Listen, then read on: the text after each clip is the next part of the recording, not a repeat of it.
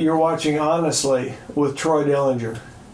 This is my first solo episode. I'm going to give it a shot. I have no idea where this is going or what to expect. But I'm going to give it a shot because I feel like we're all in need of more positive input, more positive points of view, more positive media, some place to put our focus and attention that has a positive message.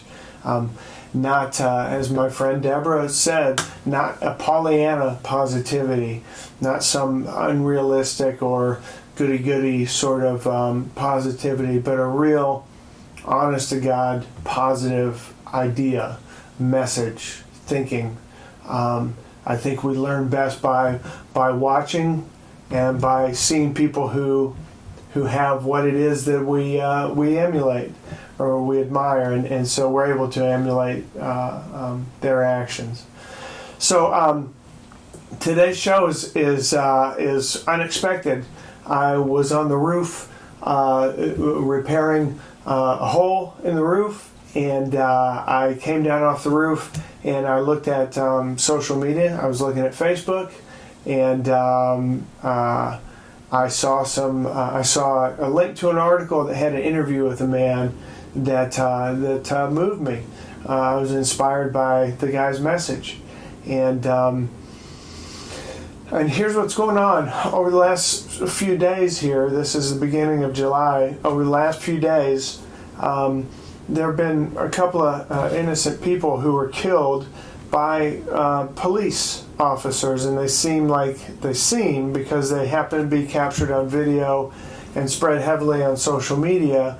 They seemed like they were not justified killings, and who knows how that's all going to turn out. And really, it is, of course, killing people wrongly is not ever okay.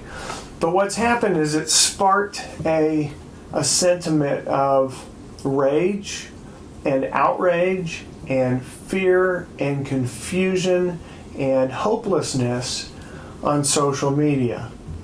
It seems like everybody has an opinion on these issues, because you've got innocent citizens, you've got police, and you have guns, and you have freedom and society, and it's all social media, and everybody has something to say about it, and most everybody's upset, and so the purpose of this show is to find a positive message in everything, because I believe there is something positive you can find in everything. It might not be easy, but there is a positive message that you can find in everything. I think everything's to the highest, and that's what this show is about. But it's not about religion, and it's not about getting anybody to believe like I believe. It's that if you're looking to be a little happier and a little more positive, then here's some stuff you can watch. So on social media, I see an article posted in Dallas. There was a protest, a peaceful protest, and some snipers shot some police officers in Dallas. They killed several cops, and there were snipers, and I don't think they've caught anybody yet, not as we're recording this. And now everybody's just really kind of losing it. And as I was scrolling through social media, I saw a Huffington Post article that had an interview with a man from Dallas, and the headline was, Dallas shooting eyewitness says exactly what we need to hear after this week, and then the description is, just watch it. Like no fancy subtitle, nothing like that. They said just watch it. So I watched it, and what you see is a guy from Dallas, a guy named Kellon Nixon, 30s. He's in his 30s. Turns out he's a pastor, a preacher, and he had a really incredibly positive message. He was at the scene of the shooting. He had his small son with him. They escaped harm, injury, and And the guy's viewpoint was positive. He had really positive things to say. We have so many stereotypes, I stereotype police stereotype me, and that's where all the hatred comes from. But, in all honesty, if we could get past our stereotypes, I think we'd be a lot better if we could. Amen to that.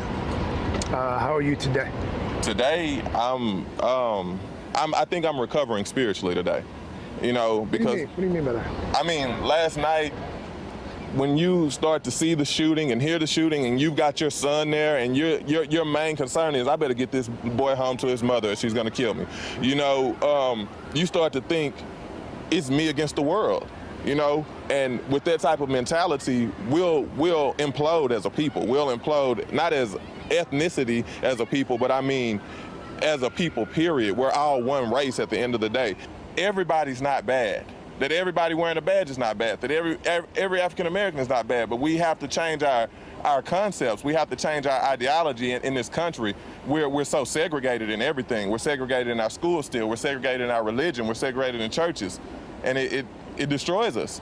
The best thing that we can do is to value lives over the economy. I think that's one of our biggest problems in America, is that the economy is stronger than our moral fiber. Our desire for prosperity is so much greater than our desire to be moral, to be humane, to love, to care, that we'll risk our children. We'll risk the sanctity of marriage or anything just for money, just to stay on top as a nation. And what we don't understand, I think, is that when we lose our heart, when we lose our souls, we're really the bottom. We're really the worst of people, no matter how materially rich we are.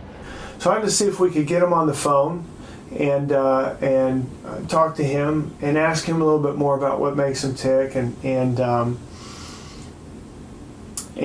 kind of mindset that's helping him to have a positive, constructive outlook in the middle of these events that are really negative. And what great timing, here he is. Can I interview you for my podcast? Do you have a few minutes? Yeah, I got my children in the background, my wife with me, but go right ahead. Man, thank you for taking the time. I'm sure you're deluged after the couple media spots that you did. I kind of set everything up already with our audience about, talking about the events of this week and the events in Dallas, and then how I saw your interview posted by Huffington Post, and how really impressed I was with your positive attitude and your spiritual approach, and really the fact that you had something really just kind of level-headed and loving and positive to say in the way of how do we deal with these things? How do we get through them? And I really found your message compelling, and I found I'm going to guess it's your faith, right? You're a pastor? Yeah, it's my faith, it's my upbringing, it's my relationship with my family, with my children, with my community. I've always believed that cooler heads prevail. And, I don't think that in times of tragedy or in times that you should be afraid that or worried that you'll be able to accomplish much out of hate, out of anger, or even out of fear. Hear, hear.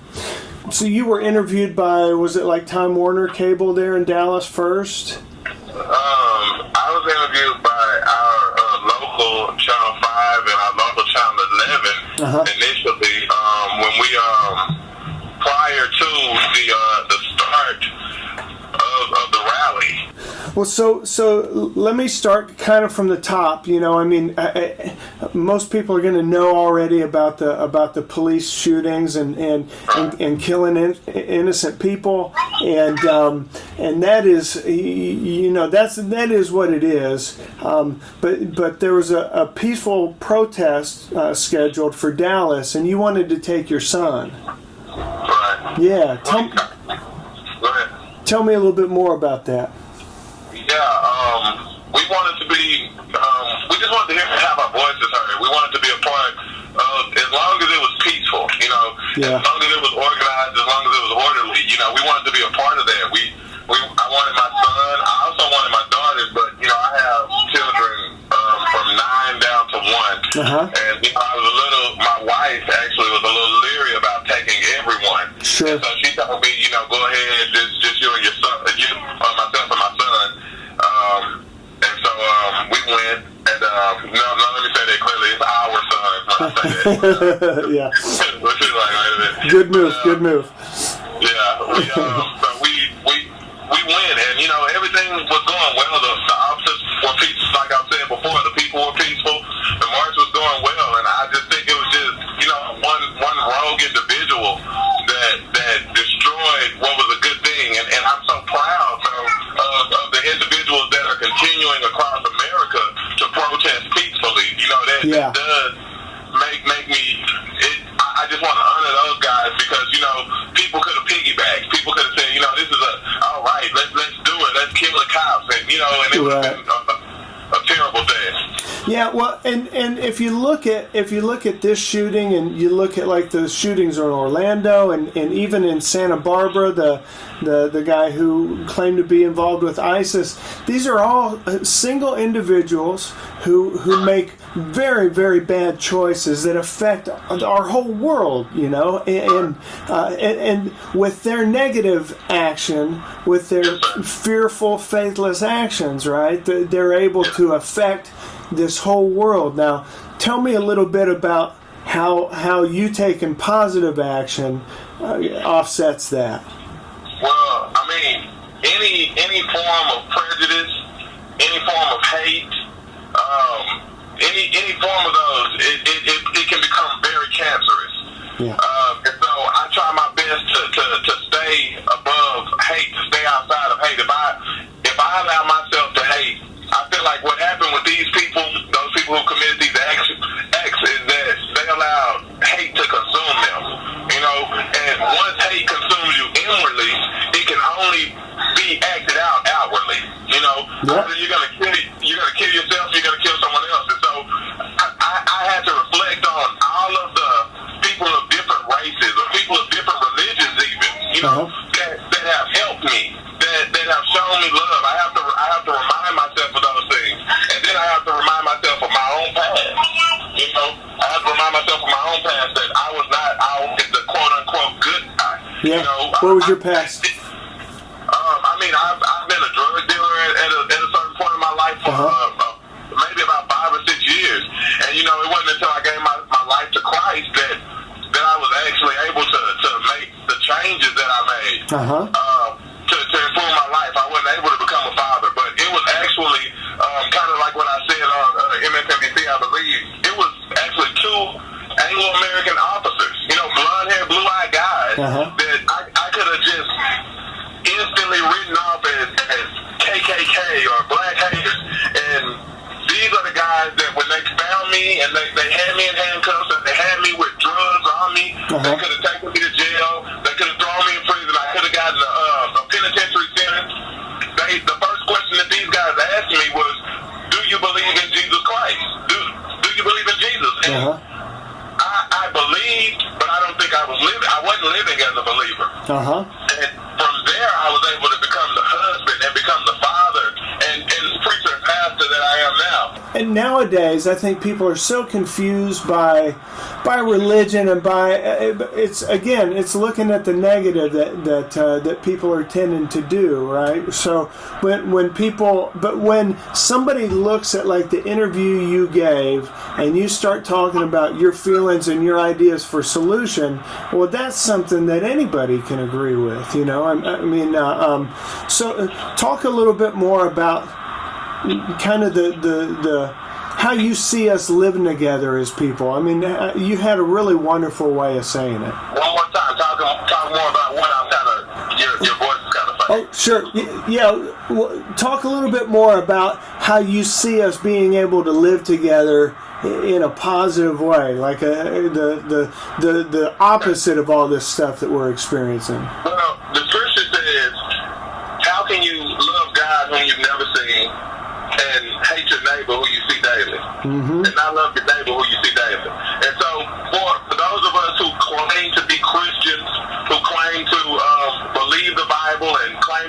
children of God, we've got to stop being so hypocritical. You know, we've got to follow what the Word of God says, and that's just for the Christians. You know, we can't hate a person because of the color of their skin. We can't hate a person, you know, because of their financial situation or their level of education. But these are often ways we find to segregate. Now, for the unbeliever, I still believe that the unbeliever shares one common value with all believers. Yeah. And that's love. Yeah. That's love. I don't care if you don't believe that there's a God. I don't care if you're a Muslim, if you're a Buddhist, or whatever. You love someone and you believe in love. And so I believe that we got to learn to, you know, love our neighbor as ourselves. If we begin to show the love that we want, if we begin to just have common courtesy, you know, I think I said on one of those interviews, you got to love louder than hate. Yes. Because there are a lot of little people who want to hate, and their minds are made up to hate. And the problem is that our mind isn't made up to love. Yeah, absolutely. If we were as determined to love as people are to hate, we win, because love is always louder. Absolutely. So when somebody who is on social media, they're looking and they see these horrible things and they have this horrible reaction, right? Say if it's somebody who doesn't have religion to turn to, talk about how, just in terms of just your personal experience, like emotions don't have a religion, right? You know, so when you have, but your religion has taught you how to key on certain ways of feeling and certain ways of, you know. So, what's your emotional process when you saw these things? Like when you saw these murders and you saw the. Because you took it somewhere positive, like taking your son to a peaceful rally. Right. Well, here's my emotional process. Don't overreact, number one. First of all, don't overreact. Don't judge a person before you know the whole story. Yeah. You know, it's a lot of, Troy, it's a lot of prejudgment, you know, and because of that, we're already, we hate each other, and then we put ourselves in a position that we can't love, because if I've already decided to hate you before I ever met you, then it's like, once I find out that you're a good person, I have to go against everything that I've already made up in my mind. I may have shown my children to hate. Yeah. And so now I have to go back and deprogram them and say, so I say, don't prejudge. But, you know, again, I have to be slow to wrath. I have to be slow to anger. You know, I have to process things appropriately, because a lot of the times our first response isn't the best response. Yeah. You know, if someone steps on your toes, your first response is to push them out, but that may not be the best response. You know, they may have it may have been a true accident that they didn't mean to do it, and you know, that's kind of how I process things emotionally. You know, I have to let my emotions be subjected to my intelligence. So I have to let my. Go ahead. I interrupted you. Go ahead. No, I was just saying I have to. You know, I can't act totally based on emotions. They have to be subjected to other parts of a man. You know, I'm not only emotional, but I'm intellectual. I'm physical. I'm all of these different parts of a man. You know, that make up the true man. I have to make sure that all of those parts connect. Is what I'm thinking emotionally gonna help anything physically or intellectually or financially? You know. Yeah. So how about when you find out, you determine that somebody acted out of fear and hatred and prejudice? You know. How about when I encounter it? When you find out, you know, when you reserve judgment and you gather information, and in that information you find that somebody has indeed acted out of hate and fear and prejudice and, you know, or racism even. Oh, I mean, that's easy. He was without sin, let him cast the first stone. You know, if I can look to my past, and this is for everybody. Yeah. And I say, and this is why I don't want anybody to think that I'm saying the world has to be Christian. I believe the world should be, right. But I'm not saying it has to be. Sure. But there are a lot of core values of Jesus Christ that honestly would make the world a lot better. No matter how you look at it, no matter what religion or race you're from or any of those things. Yeah. When you start to say, let me judge and let me see if I'm guiltless before I condemn anyone, then it's a lot harder to start casting stones. Sure. I know my past isn't spotless. I know my present isn't spotless. My future is, I'm going to make a mistake. Yeah. I'm going to judge somebody wrong. I'm going to say the wrong thing sometimes. And so, as long as, and don't get me wrong, Troy, I don't do these things all the time. But these are principles that I do try to live by, that I try to govern my life, and I try to raise my children to believe in. But sometimes I'm still going to make the mistake. And right now, I'm apologizing to anybody who I've offended. Just because I know I've crossed lines. I've gone overboard. Sometimes my emotions get the best of me. And so I'm not trying to give a perception that Kellon Nixon is perfect. I've been getting all of this pandemonium, I guess you call it, from Facebook and all of these different things. And people are like, Kellon, you're a great man, and keep on running for president. No, I'm not. Like, it cracks me up, But I don't want to say I'm a bad man, but I have issues too. And if the world started to realize, you know what, we all have issues. I think we'd be a lot better off.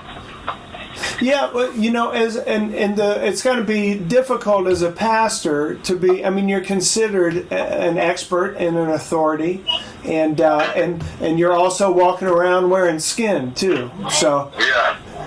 So it's being able to. I really like your ability to see things, to see where a Christian principle has application for somebody who can't identify themselves as Christian, and I think your process is really a beautiful, refined thing. So when you went to the rally and took your son along, were you hoping to accomplish anything? To be quite honest, I knew that wouldn't accomplish anything major. I knew that by us rallying, that that all of the countless individuals that have been killed senselessly, all of the police officers that, the ones, of course, who were wrong and acted out of hate, who killed individuals and have gotten off. I knew it wouldn't change those things.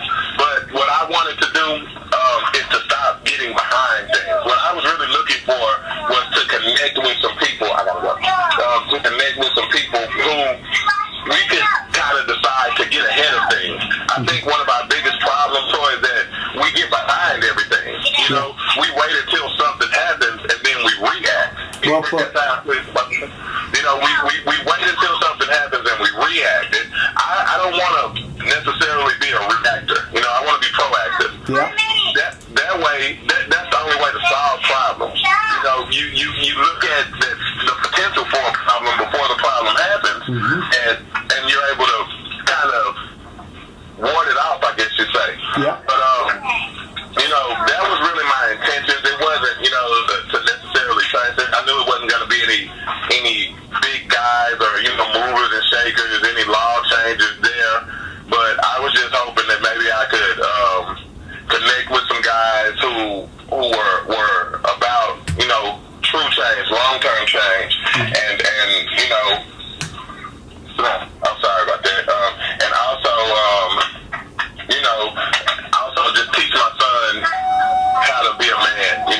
When things like this happen, how to respond and how to react when things like this happen. Nice. Very nice.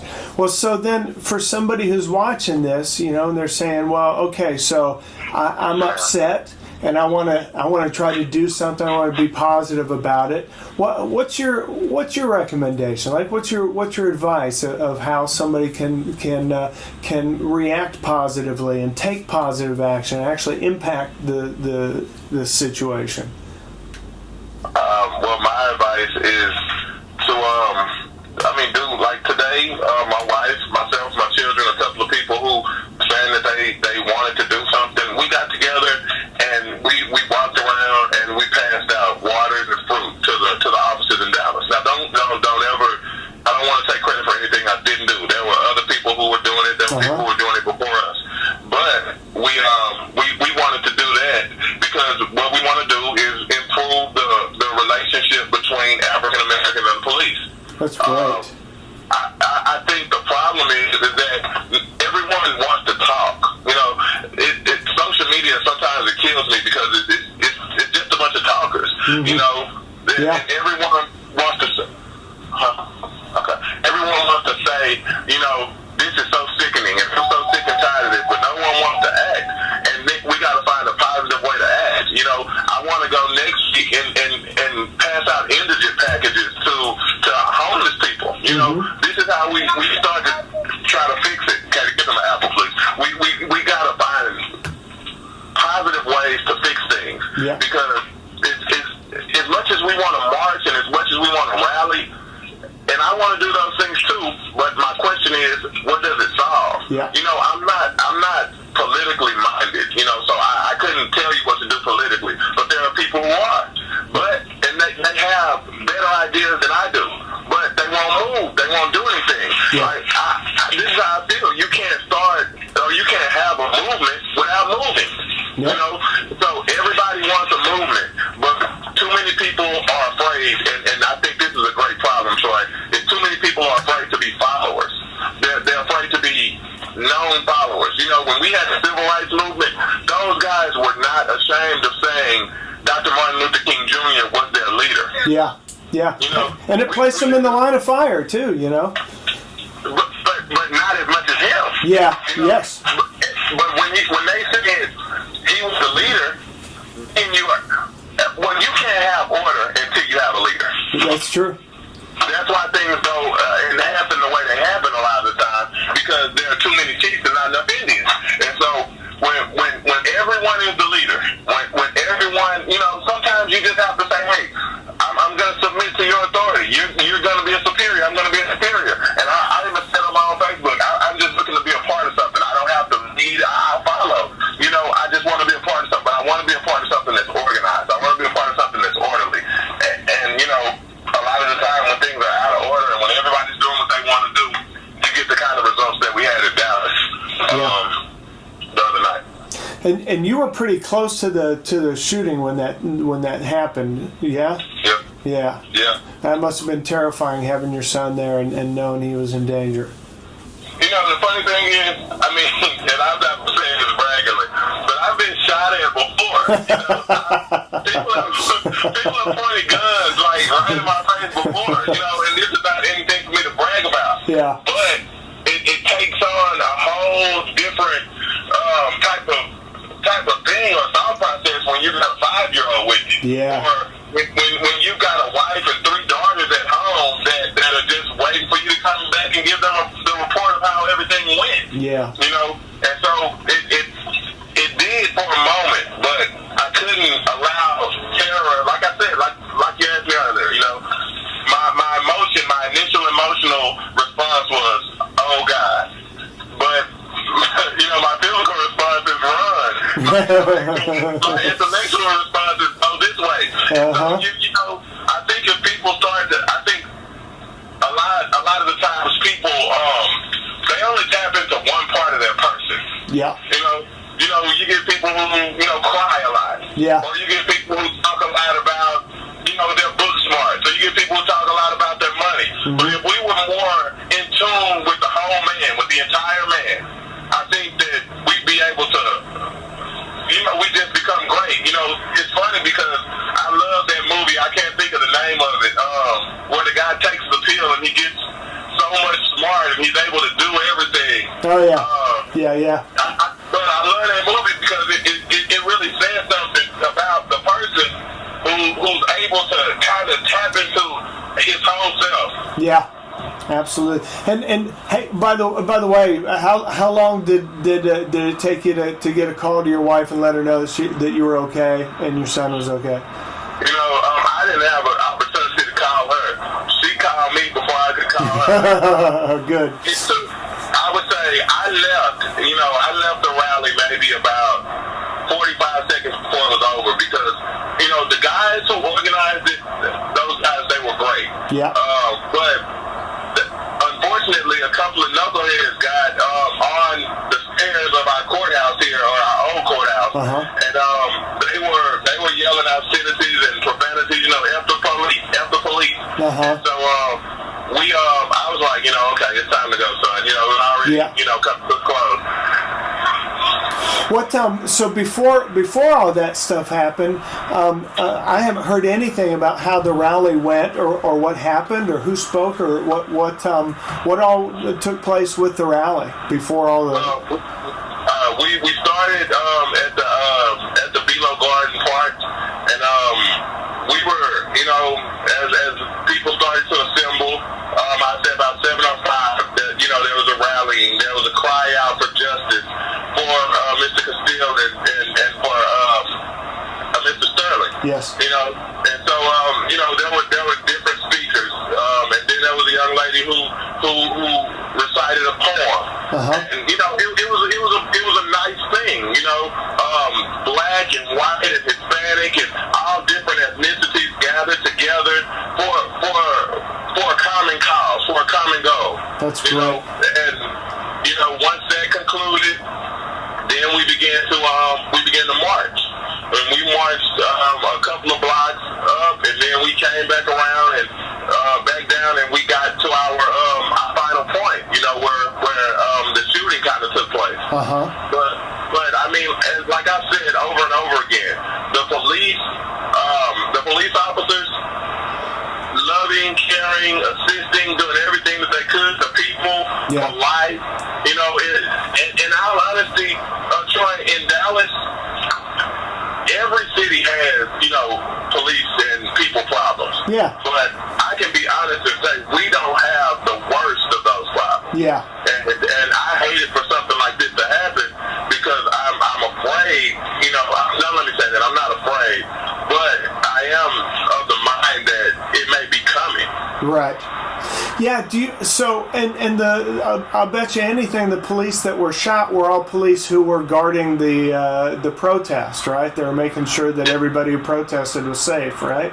Right. These guys, they were basically just blocking our streets. Yeah. They were stopping traffic from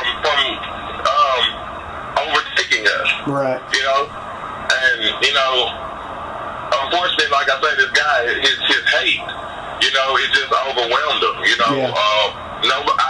I don't know. Sometimes I think we've got to have accountability partners. We got to have people to talk to. Yeah. Because and not just friends that are like us. This is why I pray sometimes. The guy will give me more Anglo friends. The guy will give me more Hispanic friends. The guy of different ethnicities. Because when you got friends that are only like you got a problem because you can only see your own perspective. Absolutely. Yeah, I was really fortunate in that when I went to high school, I was it was an integration program here in Austin, and then I began playing music out in nightclubs when I was 16 years old. So I've been able to travel all over the world and have relationships with people of every ethnicity and set of beliefs and that's a problem, I think, in Dallas and in a lot of the southern states. Yeah, is that we've resegregated. Yeah, as much as segregation is over, there's still a financial segregation that takes place. Absolutely. In Dallas, DISD would be considered the lower class schooling. Yeah. And so then you got Plano, and my children can't go to school in Plano based on the zip code. And what I really had to read into was that it's not really the zip code, but it's the ability to live here. Yes. And that's why I was talking to one of my friends. He's a Pee Wee League football coach. And I was like, we gotta integrate. Yep. I was telling him, what we need to do is have a football or basketball game where we go to Plano or Plano comes to us, and instead of the black kids against the white kids or whatever, let's integrate the team. Yeah. Let's integrate the coaches. Let's make a black dad have to cheer for a white son. Yeah. Or a white mom have to cheer for a black son. Let's integrate the cheerleaders. Absolutely. And what we'll come to learn is, man, we're not very different. I like Chicago Bears, and I'm of the opinion that there are a million white guys who die hard Chicago Bears fans. Yeah. You know? Yeah. But find our similarities and not pay so much attention to our differences. Instead of keying in on our differences. Yeah, absolutely. Well, listen, man, you've got a new friend in Austin, and if there's anything I can do, especially if it's to help people, I hope that you'll seek me out, and I hope you'll save my number. I'll send you all my contact information on Facebook as well. Okay, great. And it's about the actions you take. You can have the biggest feet in the world, but they don't mean anything if they don't touch ground. So if there's anything that you want to do, or if you want me to bring you some support from Austin, or if you want to do anything here, or if you're just coming to visit, I'd love to meet with you and go get a bite to eat. So that would be great. Troy, do me a favor. Yeah. Send it to Facebook, because I'm bombarded with stuff right now. I bet you are. Man, thank you so much. I mean, I know you got a bunch of kids and a wife to take care of and a congregation to see to. I'm sure you're having services tomorrow and a million interviews to do, and for you to take some time out and share that with me and share it with our listeners, I really, really appreciate it, man. It is. And I just thank you for giving me the opportunity. And anything that you need, I can't say anything, but if you need something, you give me a call as well. Yeah. If you find out anything that's going on that you might think my voice or my presence can help in, I'll try my best to help also, because we got to get ahead of this, man. Absolutely. And who knows, maybe when there's more time, we can talk a little bit more about about what to do, because I think everybody who wants to do something is thinking, well, okay, I want to do something, but what can I do? And maybe we can talk a little bit more about that. Yes, sir. All right. Okay, so that was Kellon Nixon, Dallas pastor, who was interviewed by a few news outlets and MSNBC. The guy's got a really positive message. And hopefully we can talk to him a little bit more as things progress. It sounds like he's kind of really fortunately been in the middle of this thing, or found himself in the middle of it. And it's nice to hear somebody who has a positive outlook and some positive things to say about such a crazy situation. Man, what an intense time we're all going through. And again, this is about finding the positive edge, finding the positive outlook, finding positive ways to think and feel and act in the face of all the negativity that's going on. I hate to sound like such a hippie. I mean, I came up as a punk rock guy. I was a punk rock skateboarder. I had a lot of anger and a lot of distrust and a lot of confusion, and I felt like everything that was going on in the world was kind of bullshit, and that you couldn't trust anybody in power or authority. And I've had a major change in my thinking, and I understand, because I've been surrounded by people who have had major changes in their thinking, and I think it's easy for somebody who's intellectual and or just plain not religious to as soon as they hear certain words, there's certain keywords that it's easy to bail on the conversation. It's easy to bail on the line of thought. But I think there's something common. There's a thread that runs through all these different brands of belief. I think there's a thread of positive in positive thinking and positive action, and I see that whether somebody's talking about Jesus or atheism or Buddhism or anything, or skateboarding, right? There's a positive thread that I have seen that runs through things. So I'm not here to endorse any brand. unless you want to advertise with us, of course, we always need advertisers. I'll be glad to endorse you. But no, so I'm not here to endorse any brand of belief or religion, but I am here to support positive, constructive thinking and positive, constructive actions.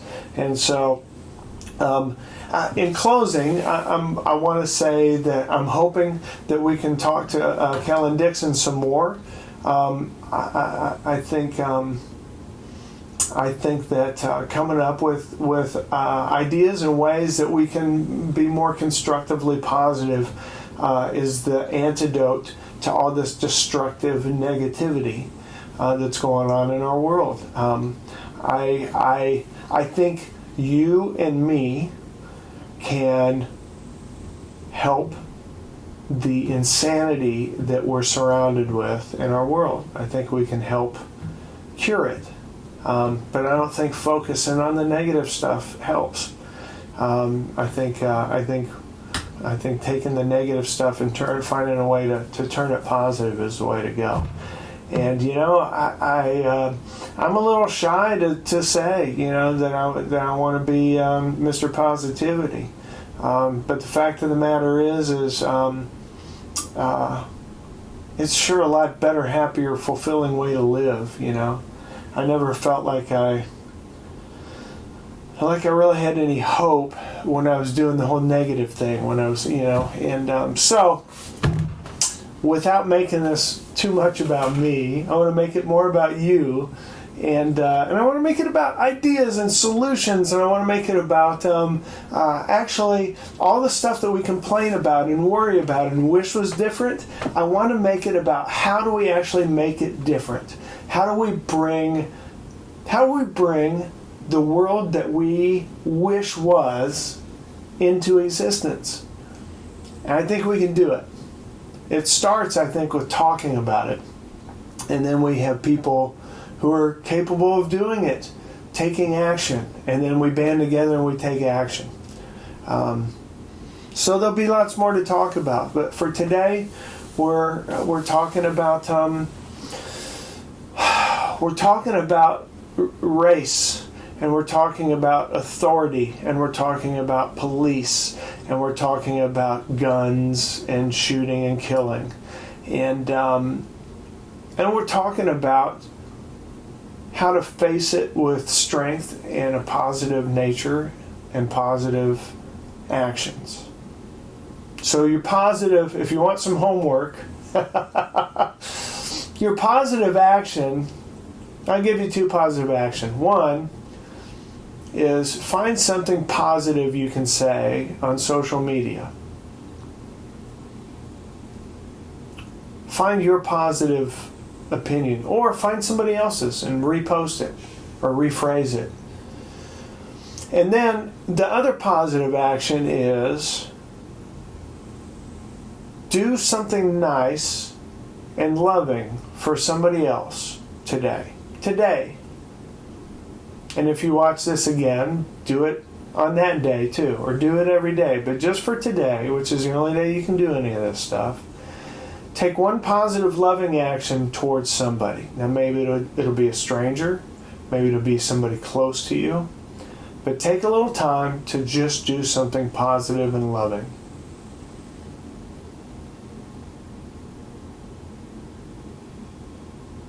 And you don't even have to tell anybody about it. But do that today and see what happens. So it's a place to start. It's a place we can start. All right, next episode. I don't even know what the next episode is going to be. I just wanted to do this and get it done. I just had to. It was too good to not share. So I really don't know how to close this out other than I hope you'll join me. Join me for another episode of this. I'm still figuring it out. I'm still learning. Feel free to email me your thoughts, your ideas, your feedback, anything. Anything you want to do to interact. Let's interact. It's honestly ATX on all our social media. So it's Facebook or Twitter or YouTube or Instagram. Honestly ATX. The email is honestlyatx@gmail.com. The website to hear more episodes is honestlyatx.com. My name is Troy Dillinger. Honestly. Have a good day.